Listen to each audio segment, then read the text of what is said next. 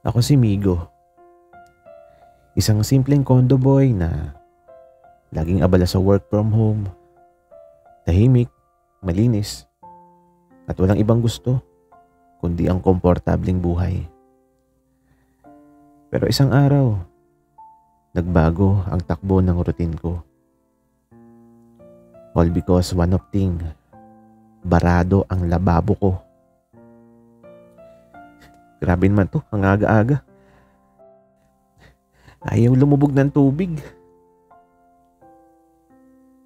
Reklamo ko habang nakutungo sa lababo. Kahit anong tulak ko ng tubig, hindi siya dumadaloy. Kaya wala akong choice. Tumawag ako ng tubero. Ilang minuto lang, may kumatok na sa pinto. At doon ko siya unang nakita. Isang matangkad na lalaki, maputi, at mukhang mas gwapo pa kaysa sa mga artista sa teleserye. Naka-blue overall uniform.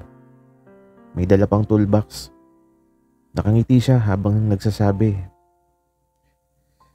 "Sir, ako po si Alpi, tubero. Kayo po ba si Migo?"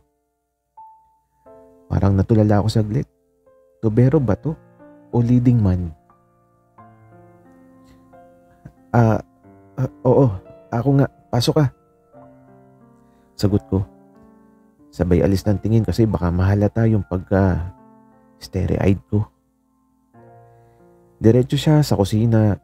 Binuksan ang ilalim ng lababo. Naglabas ng tools.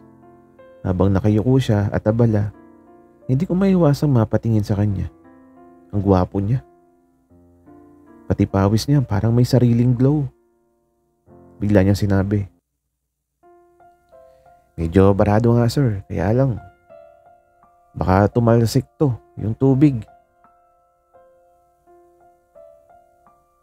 At hindi pa ako nakakapagsalita. Ito na nga.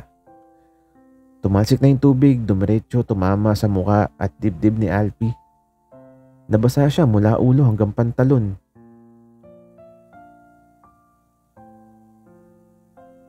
Grabe. Sorry, hindi ko sinasadya.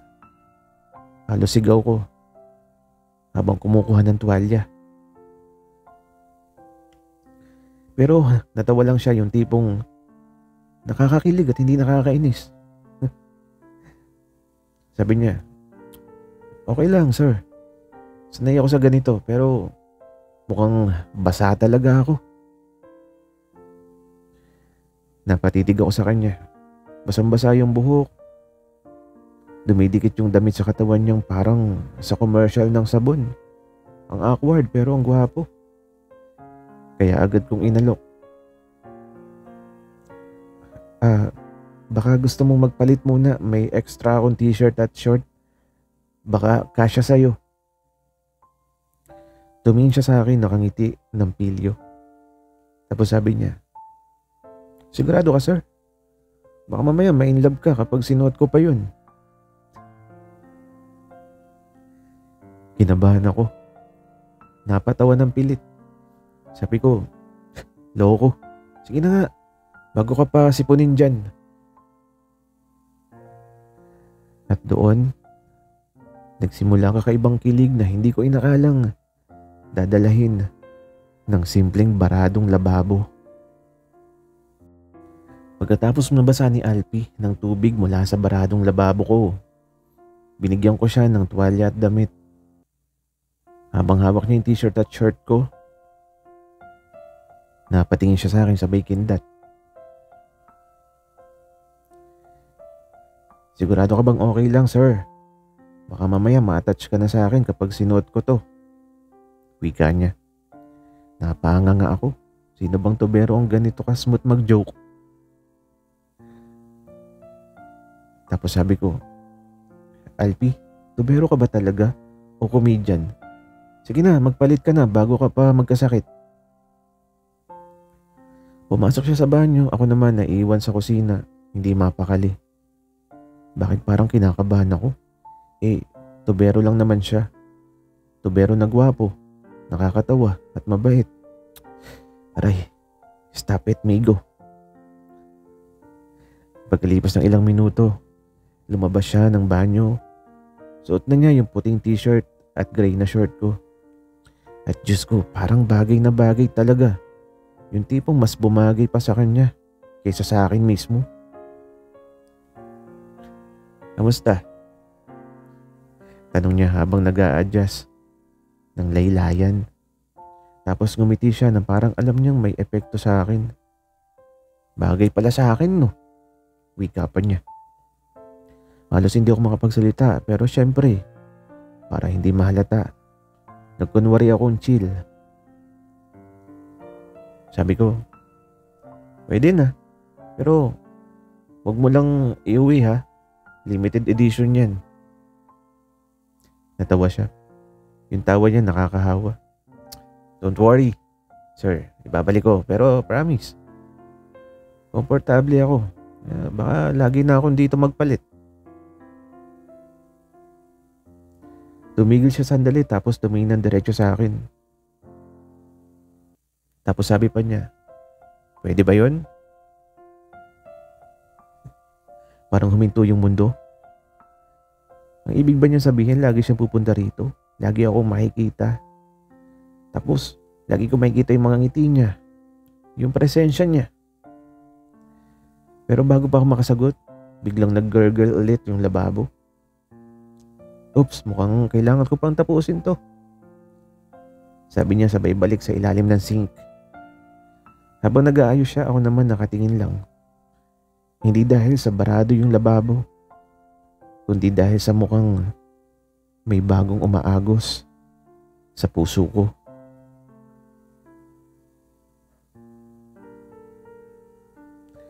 Habang nakaluhod si Alpi sa ilalim ng lababo, busy sa pag-aayos, hindi ko mapigilan na titigan siya lalo na ngayong suot niya yung t-shirt at short ko. Para siyang kapamilya o mas tama, para siyang boyfriend na nasa bahay lang. Sir, pakiabot naman ng flashlight. Sabi niya bigla. Dahil kinakabahan ako, dali-dali kong inabot. Pero sa sobrang taranta ko, dumulas yung kamay ko at sakto. Magkadikit yung mga daliri namin. Parang may kuryente. Nagtagpo ang mga mata namin saglit at ngumiti siya. Uy, ang lambot ng kamay mo ah. Napalunok ako. Tapos sabi ko, ha? Ano ka ba? Normal lang yan. Normal eh, bakit nanginginig? Wika niya sabay kindat. Diyos ko Lord, kunin niyo na ako. Habang tuloy siya sa trabaho, biglang umapaw ulit ang isa sa hose at tumalsik ulit. Pero ngayon, ako naman ang tinamaan. Nabasa yung t-shirt ko. Aray, lamig. Sigaw ko. Agad siyang tumayo at nilapitan ako. Sir, wait, basang-basa ka. Kinuha niya yung tuwalya at siya pa mismo ang nagpuna sa balikat at dibdib ko. Ramdam ko yung init ng kamay niya kahit basa pa. Parang biglang natunaw yung lamig ng tubig. Pasensya na talaga. Ako pa yung tubero pero ikaw yung nabasa. Sabi niya na medyo nahihiya. Pero hindi ko maiwasang mapangiti. Tapos sabi ko, okay lang. At least may kasama akong gwapong tubero habang basa ako. Nagulat siya. Natahimik sandali tapos, sir, baka naman kinukuryente ka ng mga feelings mo sa akin. Napatawa ako kahit halatang kinakabahan. Tapos sabi ko, loko ka talaga. Pero totoo habang tumatagal, hindi lang lababo yung kumakabog, kundi pati puso ko. Matapos ang ilang oras ng pagpupumilit at pagtalsik ng tubig kung saan-saan, finally naayos din ni Alpi yung baradong lababo ko. Huminga siya ng malalim at ngumiti sa akin. Pawis na pawis, pero gwapo pa rin. Mission accomplished, sabi niya sabay taas ng kamao na parang nag-champion. Napangiti ako tapos sabi ko, salamat Alpi. Kung hindi dahil sa iyo, baka nalunod na ako sa kusina. Wika ako. Nagpuna siya ng pawis gamit yung tuwalya ko. Oo, yung tuwalya na kanina pa niyang ginagamit, tapos lumapit siya. Sir Migo, libre na lang kita para makabawi ako sa abala. Wika niya. Napatingin ako sa kanya. Libre saan? Wika ako. Tapos ang sagot niya, food trip. Kumain tayo sa malapit na karinderya. Favorite ko yun, pero kung gusto mo, order na lang tayo dito. Wika ni Alpi. Medyo nagulat ako. Tubero na. Nagyaya ng date? O baka ako lang yung assuming? Tapos sabi ko, sigurado ka ba? Ako dapat yung maglibre sa'yo. Ikaw yung nagtrabaho dito eh. Pero gumanti siya ng ngiti. Gusto kong ako, saka mas masarap kumain kapag may kasama. Wika ni Alpi. At ayun, tinamaan na naman ako. Lumabas kami at dahil gabi na medyo presko yung hangin. Nakasabay ko siyang maglakad at sa totoo lang, hindi ko na iniisip yung pagkain. Mas iniisip ko yung presensya niya sa tabi ko. Pagdating sa karinderya, umorder siya ng pares, lugaw. Tapos, tinanong ako, anong sa'yo sir? Wika niya. Ang sagot ko naman, parehas na lang ng order mo. Habang kumakain, nagsimula siya mag-open up. Sabi niya, alam mo sir, tubero ako by profession pero pangarap ko rin mag-aral ulit. Gusto kong makapagtapos para kahit papaano may pagmalaki rin ako ng pamilya ko. Wika niya. Tumahimik ako sandali, nakikinig. Hindi ko akalain na sa likod ng mga biro at gwapong ngiti niya, may bigat din pala. Tumingin siya sa akin seryoso. Hindi ko alam kung bakit ko nasasabi to sa'yo. Siguro kasi parang ang gaan kapag kausap ka. Wika niya. Hindi ko alam kung anong isasagot. Kaya ngumiti lang ako. Tapos sabi ko, baka kasi destined tayo na maging magkaibigan. Gumisi siya pero this time iba yung lambing. Sabi pa niya, magkaibigan lang ba? Nabitiwan ko yung kutsara ko. Kinabahan ako pero totoo, may spark. Pagkatapos namin kumain sa karinderya, naglakad kami pa uwi. Tahimik lang sa kalsada at ang lamig ng hangin. Pero sa loob ko, parang may apoy. Hindi dahil sa pares na kinain namin, kundi dahil sa presensya ni Alpi sa tabi ko. Nang makarating kami sa kondo, bigla akong napaubo.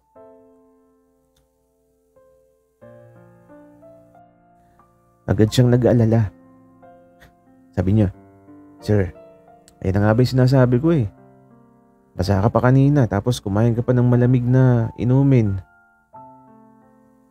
Wait lang. Wika niya. Bago pa ako makagalaw, kinuha niya yung kumot sa sopa at siya na mismo yung nagbalabal sa akin. Magpainit ka muna, baka magkasakit ka. Wika pa niya. Napatitig ako sa kanya.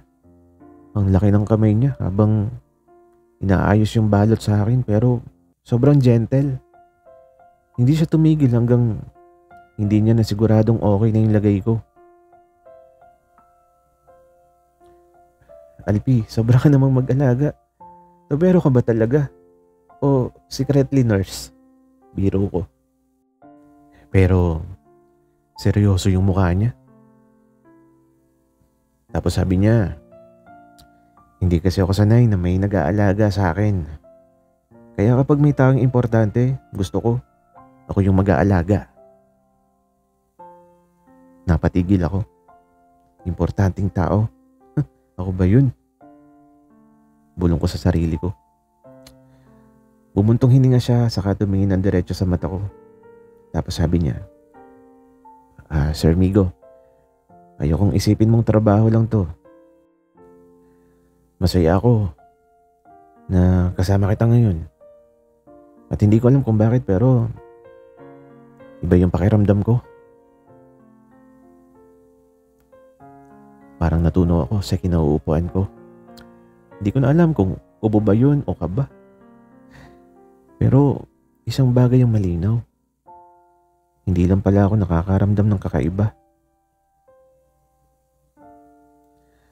Pagkatapos ng lahat, ang baradong lababo, ang pagbaha ng tubig, ang pagpapahiram ko ng damit, at ang pagkain naming dalawa. Isang bagay na lang ang hindi pa naayos, ang nararamdaman namin. Gabi na nun, tahimik lang sa sala habang nakabalabal ako sa kumot. Si Alpi naman nakaupo sa tabi ko, tahimik din.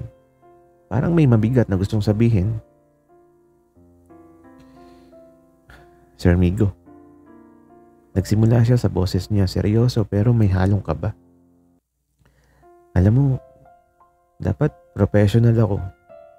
Trabaho lang dapat to pero ewan ko ba.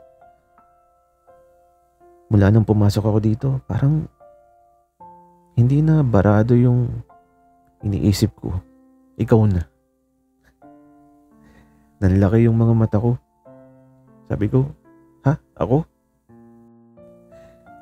Tumango siya at nakangiti ng tipid. Tapos sabi niya, hindi lang lababo ang kumakabog, pati puso ko. Ang totoo, gusto kita. Parang may fireworks sa loob ng dibdib ko. Hindi ko alam kung iiyak ba ako o tatawa. Kaya ang lumabas na lang sa bibig ko loko ka, tubero ka nga. Pero ang galing mong mag-ayos ng barado. Pati puso ko, inayos mo. Natawa siya, tapos bigla akong niyakap. Hindi yung mahigpit, kundi yung sakto lang para maramdaman kong totoo siya. Salamat, Migo. Saka pwede bang huwag mo na akong tawaging sir? Ang formal kasi Alpi na lang o baby kung bet mo. Wika niya. Sabi ko naman, oh grabe ko. Sigaw ko habang tumatawa pero ramdam ko yung namumula na ako. Tapos sabi ko pa, pero sige Alpi, from now on, hindi ka na basta tubero lang dito. Ikaw na yung partner ko. At doon nagtagpo yung mga mata namin. Hindi na kailangan ng kahit anong salita pa dahil ramdam naming dalawa na simula pa lang to ng isang bagong kwento. Isang taon na mula nung magbarado yung lababo ko.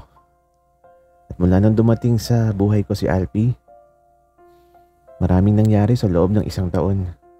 Nagpatuloy siya sa pagtatrabaho bilang tubero.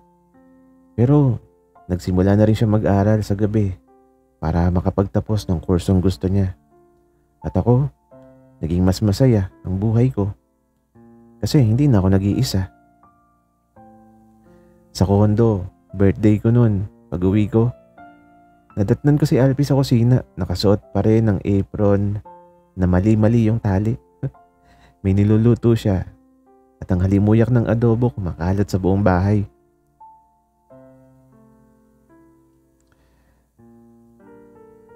Happy anniversary din pala, sabi niya, sabay ngiti, hawak ang sandok. Sabi ko naman, anniversary? Akala ko birthday lang. Sagot ko. Lumapit siya, medyo pawisan pero sobrang gwapo pa rin. Tapos sabi niya, anniversary natin, Migo. 1 taon na mula nung magbarado yung lababo mo at barado yung utak ko. Hanggang sa ikaw na yung tuloy-tuloy na dumaloy sa puso ko. Natawa ako at napailing. Sabi ko, corny mo pa rin, Alpi. Pero sige na nga, ang gwapo mong corny. At ang regalo, pagkatapos namin kumain, nilabas niya ang isang maliit na kahon. Hindi naman ito singsing, sabi niya, sabay bukas. Isang maliit na susi. Susi? Tanong ko. Susi ng future, sagot niya. Kumuha ako ng maliit na bahay. Gusto kong kasama ka ron kasi gusto kong lagi tayong magkasama. Hindi lang kapag may sira yung lababo. Wika ni Alpi. Halos mapaiyak ako pero imbes na umiyak, niyakap ko siya ng mahigpit. Tapos sabi ko, Alpi, 1 taon lang pero pakiramdam ko, ikaw na yung tahanan ko. Oo, sasama ako. 1 taon matapos ang baradong lababo, may malalim na daloy ng pagmamahalan sa amin ni Alpi. Minsan ang mga simpleng pagkakakilala nagiging dahilan para mahanap mo ang taong uuwian mo habang buhay. Minsan, sa likod ng mga simpleng pangyayari, 1 baradong lababo, 1 tawag sa tubero, nakatago ang lihim na magbabago ng buhay mo. Ako si Migo. Hindi ko lang na-meet ang tubero na nag-ayos ng lababo ko. Na-meet ko rin ang taong nag-ayos ng puso kong matagal nang nakabara. Maraming salamat sa inyong pakikinig.